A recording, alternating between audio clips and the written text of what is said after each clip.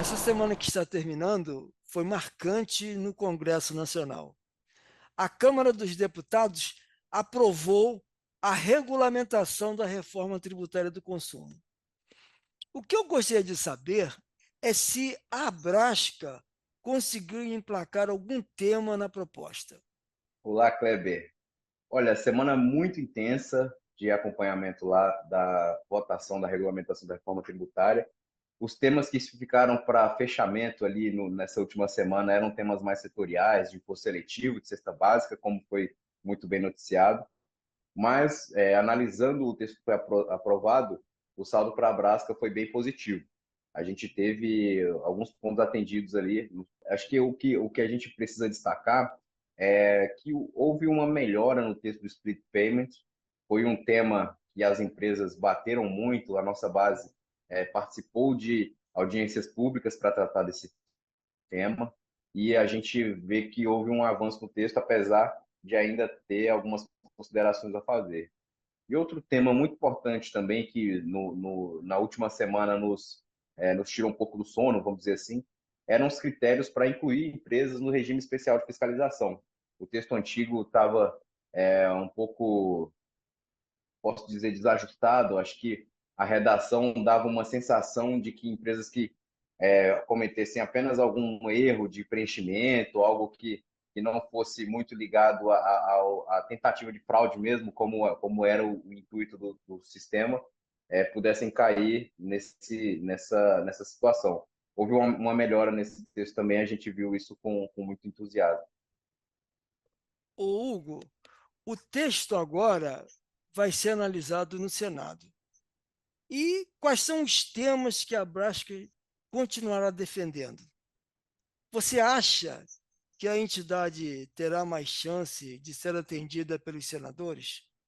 Aliás, Hugo, vale a pena citar que o relator da proposta já foi indicado. Será o senador Eduardo Braga, do MDB do Amazonas. Você acha que haverá um trânsito melhor aí para as propostas da Brasca? Com certeza. Nós já estivemos com o senador Eduardo Braga conversando sobre outros temas, inclusive quando ele foi relator da proposta de emenda constitucional também.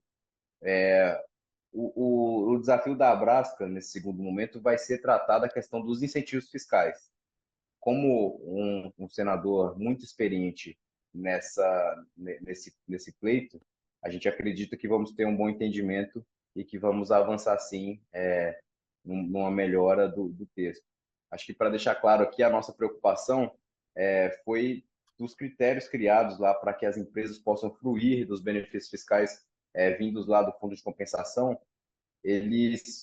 Houve um aumento, né, das prerrogativas da Receita Federal para fazer análise e habilitação desses incentivos, o que a gente acredita que não foi objeto da emenda constitucional 132. Então, a gente precisa garantir que as empresas tenham essa segurança de fruir dos benefícios até 2032, como a gente tem falado bastante aqui, em respeito à Lei Complementar 160 de 2017. Hugo, fora da pauta, te fazer uma pergunta, que é o seguinte: eu gostaria da sua avaliação se no Senado o Senado pode acertar os excessos cometidos na Câmara dos Deputados no texto. Você acha que isso pode acontecer? Eu acredito que o que a gente pode chamar de excesso foram movimentos políticos, né, e acenos Exatamente. para bases que foram muito vocais em todo esse processo. Eu acredito que esse movimento ele vai continuar, e o nosso papel, Kleber, aqui na Abrasca, vai ficar muito em torno de garantir uma estrutura e uma governança para esse novo sistema que atenda o interesse das empresas, mas sem entrar nessas pautas setoriais, já que a gente não tem mandato para isso. Uhum, beleza. Hugo, essa semana você representou a Brasca em uma reunião com a Receita Federal para discutir o voto de qualidade.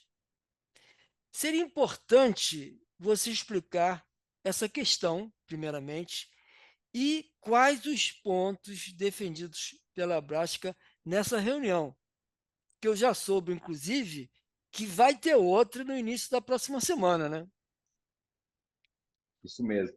Na segunda-feira a gente vai retomar essa conversa com a Receita Federal, mas na verdade o que a gente estava tratando lá foi da nota técnica conjunta entre Receita Federal e Procuradoria-Geral da Fazenda Nacional, que regulamentou os casos de dispensa, né, de garantia ou de fim de multas quando há aplicação do voto de qualidade.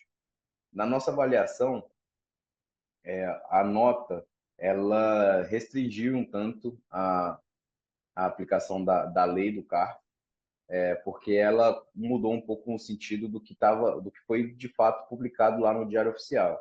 Então a gente foi levar para a Receita Federal a nossa preocupação em garantir que, no caso da aplicação do voto de qualidade, todas as multas efetivamente não sejam aplicadas, porque o nosso entendimento, e isso é um posicionamento que a gente tem desde o início dessa negociação, dessa conversa, é Uhum. que as empresas não podem ser punidas pela dúvida. E o voto de qualidade, no fim, é um não entendimento, né? Um não, vamos dizer assim, uma não maioria sobre um posicionamento e o que torna injusto a aplicação dessas multas.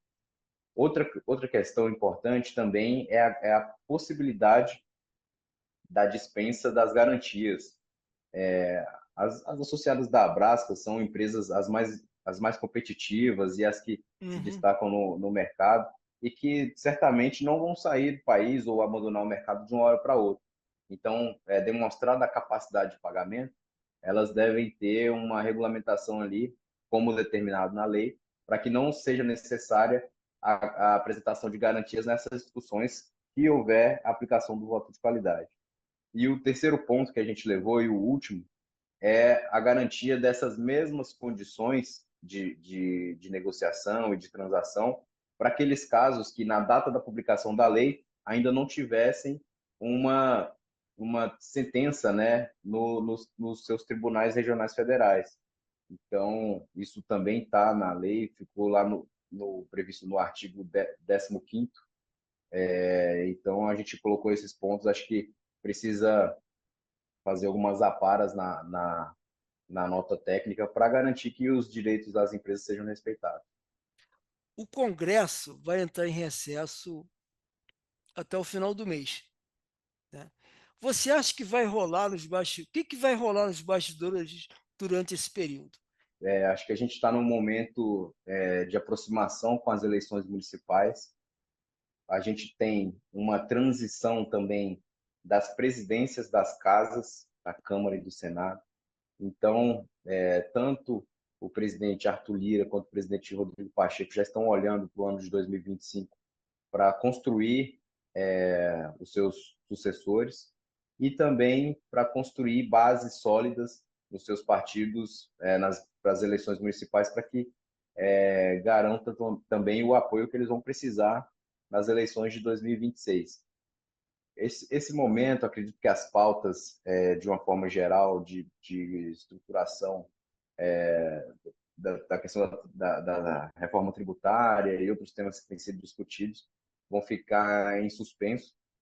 O Senado já começou a demonstrar que vai querer mais tempo para tratar desse tema, da reforma tributária, e acredito que, como a gente vê uma urgência e o prazo, né, de 60 dias que o Supremo Tribunal Federal deu para o Congresso se manifestar sobre também a questão da desoneração da folha, eu acredito que o único tema político que vai ser construído nesse momento vai ser a recuperação das contas públicas e as medidas de recuperação das finanças aí da União em relação à desoneração da folha de pagamento. Eu queria fazer um agradecimento especial, Kleber. Acho que esse processo todo de acompanhar a reforma tributária e de levar as nossas posições não seria possível sem o empenho dos nossos associados que contribuíram tecnicamente, que deram muitas horas dos seus dias ali para a gente poder construir uma posição, né, da nossa entidade, da Abrasca, e poder contribuir com esse debate. Então, me despeço fazendo esse agradecimento. Muito obrigado aos associados e até mais. A gente vai É, continuar se falando. muito justo o agradecimento. Vamos ficando por aqui e até a próxima semana.